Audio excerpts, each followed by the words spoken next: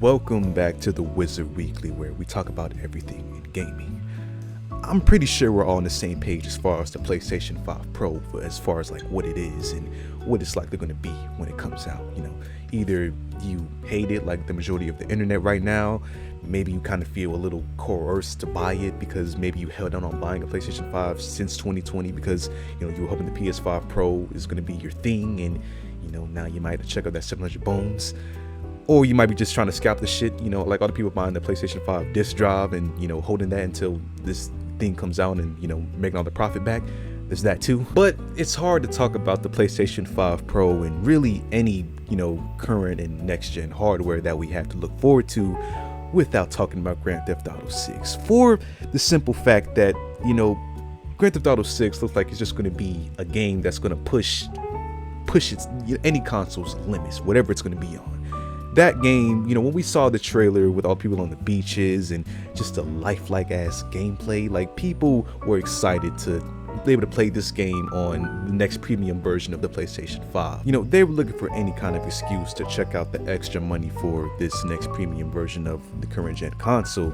And, you know, also in the PlayStation 5 Pro showcase the other day, they even showed that some of their older games that they have are going to be PlayStation 5 enhanced, where you have these, you know, premium features. The ones that will buy the PlayStation 5 Pro are looking for any, you know, edge so they can get to justify that purchase. And Grand Theft Auto 6 was looking like a big candidate for having that console. But unfortunately, it's been some talk in the last 24 hours that the PlayStation 5 Pro isn't going to give any sort of real edge within Grand Theft Auto 6, unlike, you know, the popular thought. And, you know, this isn't anything official. Like, Rockstar hasn't like made a statement. You know, they're still on their freaking hiatus from the internet, not talking to anybody about anything. But this instead comes from well, let me show you all the screen. I'm over here rapping and shit. This information instead comes from Richard Ledbetter, who is a technology editor over at Digital Foundry. Now, if you don't know about these guys, you know, Digital Foundry is one of the best places to go if you need any type of, you know, benchmarking information or, you know, overall performance of any game or hardware out right now as far as gaming goes. They've been around for over 15 years to my knowledge and hold a lot of weight as far as, you know, trustworthiness within players to give the best reports on everything that gaming has to offer within, like, you know, performance. Now, this dude, Richard Ledbetter, you know, he spoke to IGN a couple days ago, and he basically stated that, you know, contrary to what we would have hoped, the PlayStation 5 Pro isn't going to give any sort of real FPS boost within Grand Theft Auto 6. He's thinking that it's going to stay at the, you know, projected 30 frames per second that it's going to launch on the base PlayStation 5 and, you know, Xbox consoles, but that 60 frames per second that, you know, we would hope to see on a $700 console, he says it ain't going to happen. He doesn't think it's going to happen.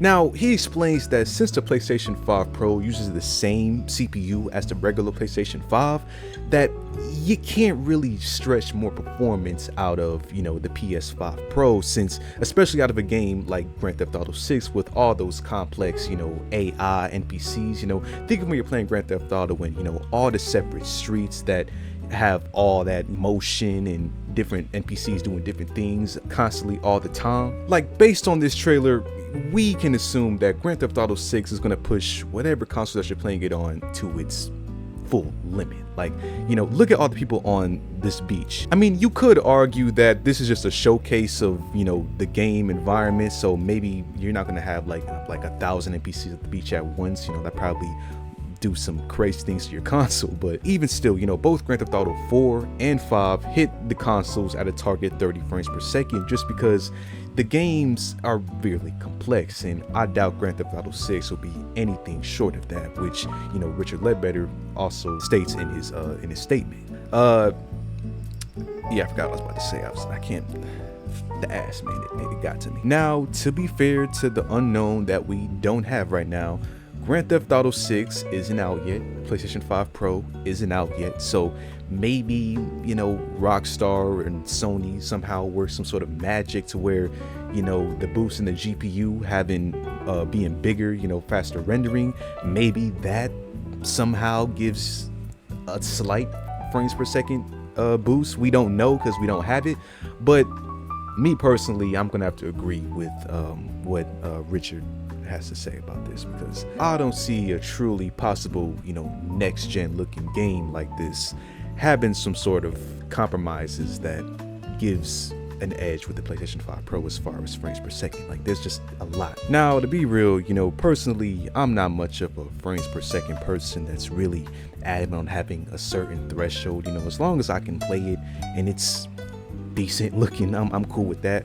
But again, I just come back to the argument. People that are actually buying the PlayStation 5 Pro for all these, prestigious features that they're showcasing it to have, for titles like this that are more than likely going to be like a game changer for, the second half of this console generation, it sucks to see that right now it's not looking like the PlayStation 5 Pro is going to get any enhancements outside of graphics for this upcoming game. But again, we're still early in all of this. We don't have anything in hand to judge and, do benchmarks like Digital Foundry is likely going to do when this game and console comes out.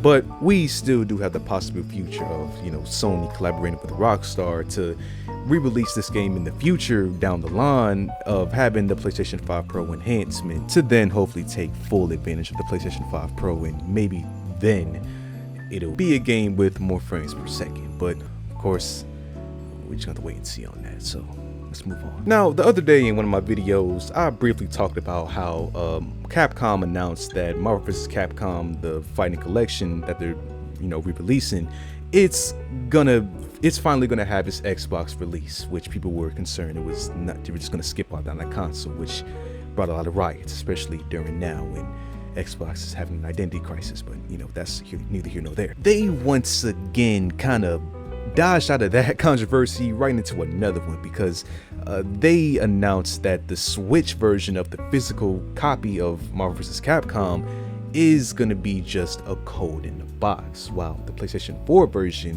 will have a disc. And a lot of the people that I saw were excited for this game were Switch users, and they announced that the physical copy of the game is going to come with a comic, I think, and something else. I didn't read too much into that, but there's a lot of incentive to buy the physical version of this game, not only with the whole decline of physical media, but people wanted to buy the physical version of Marvel vs. Capcom specifically. And the fact that the Switch version is getting just a code in the box is really rubbing players off in the wrong way. Now, usually Switch games, they usually come with, like, the cartridge that you plug into the Switch and do your thing from there. But Capcom just decided to say fuck all that and decided to go the modern PC physical media game route and just put a code in the box and just give you all that plastic for no real reason. And that sucks to see. I don't know why they decided to go this route with the Switch. Maybe the cartridges are expensive to make. I don't know much into the lore of making Switch cartridges for games. I do know that physical media itself, printing CDs and everything is expensive, which is why a lot of games decide not to go that route. Plus, if you play on PC, there's barely any disc drives anymore, and people like to install the games directly from the game store on the console. So that's the whole decline of physical media. But for them to have the disc on the PlayStation 4 but no cartridge for the Switch is just, it's weird. I'd like to know more about that. I haven't found any real reports on it, as to why, but I can only assume that there's some sort of a cost measure, because it doesn't really make sense. And plus, it just goes back to the whole ownership thing. People now more than ever are more wary of what they're buying, because with the live service and terms of service that tells you don't own a game, you're just leasing it, licensing it to you.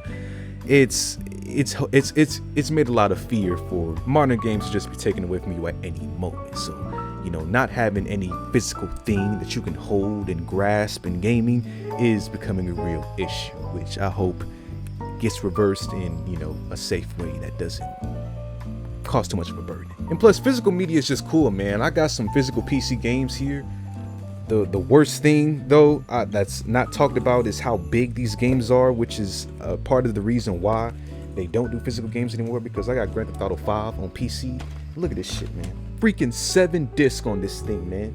I bought it for novelty. You know, I'm not even gonna waste my time putting this in my goddamn external disk drive and trying to install this freaking 60 gigabyte ass game. But thousands of players, you know, unfortunately did that in 2015. So, you know, we still just want the option. We don't want to just, you know, them to cut off the physical supply of all gaming. Like, you know, this is terrible, but it's needed. And finally, to conclude today's episode, I want to do a little bit of, you know, just chill browsing with you guys, because apparently I'm late as hell to the party. I had no idea that this was going on. So GameStop, apparently they're rebranding a select few of their stores across the country to GameStop Retro, where they're going to be selling a bunch of legacy titles and legacy hardware that they stopped selling like around like 2016, 17. I remember when they stopped selling PlayStation 3 games, and you know, just turning to PlayStation 4 and then PS5, and broke my heart a little bit, but you know, that's neither here nor there. So they're launching GameStop Retro, where basically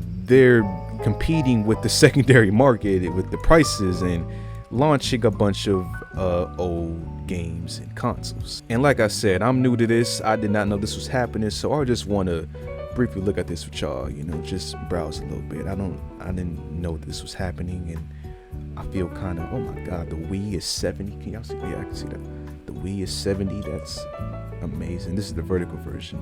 Wait, no, this, yeah, that's the vertical version. That's the Wii logo to the side.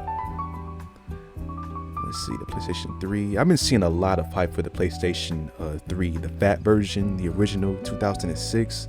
That's backwards compatible for PlayStation 2 games. There's been a lot of hype for that lately.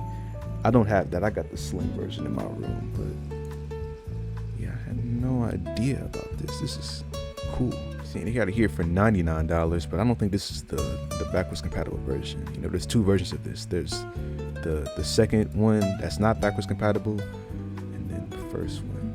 This one's for $99. That's pretty decent pricing. Oh my god, a 3DX XL Super Mario Bros version is $229. Jesus Christ, man. I remember seeing the advertisement for these, bro. See, I would pay this if it came with the box. Like, I don't even care for the box to be like new. It don't gotta be new in the box. Obviously, you'd be paying way more.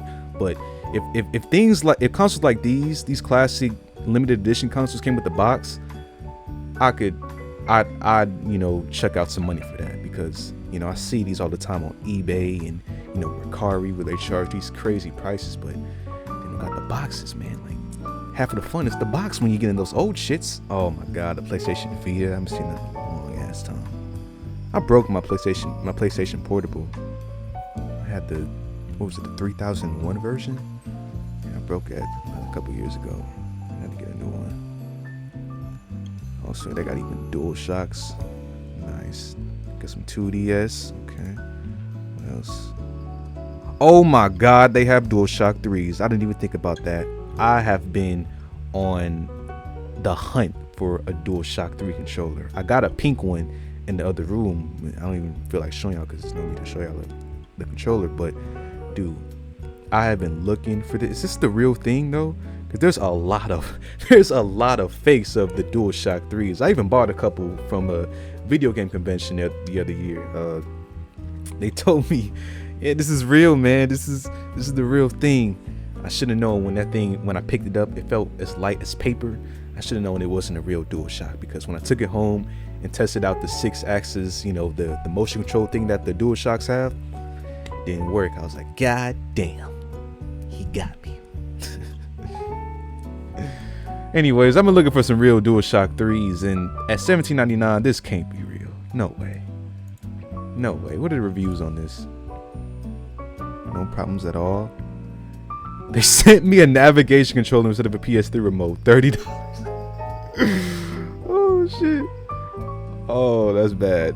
I'd be so mad. Oh, whoa. They got Wii games. And like I said in my, what was that video title? I forget, but I told y'all these first party games for these consoles are going up, especially the Wii games, man. You got to get them now, because in like 2 years they're gonna be costing as much as a new Switch game. Ooh, okay, now I'm getting a little bit of temptation, because I have been looking to buy a PlayStation 2 with the box, like I said, and I've been looking at these prices.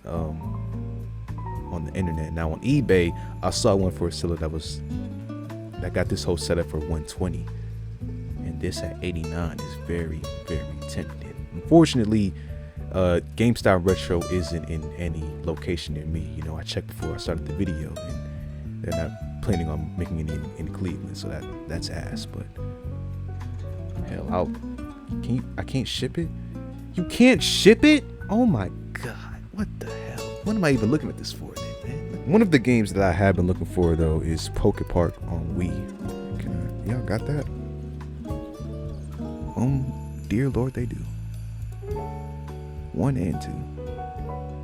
$30. That's about what they're charging on eBay and stuff. Yeah, this this video kind of turned from just me browsing to me actually considering buying some shit, but I can't because they don't even ship out of the warehouse, I guess.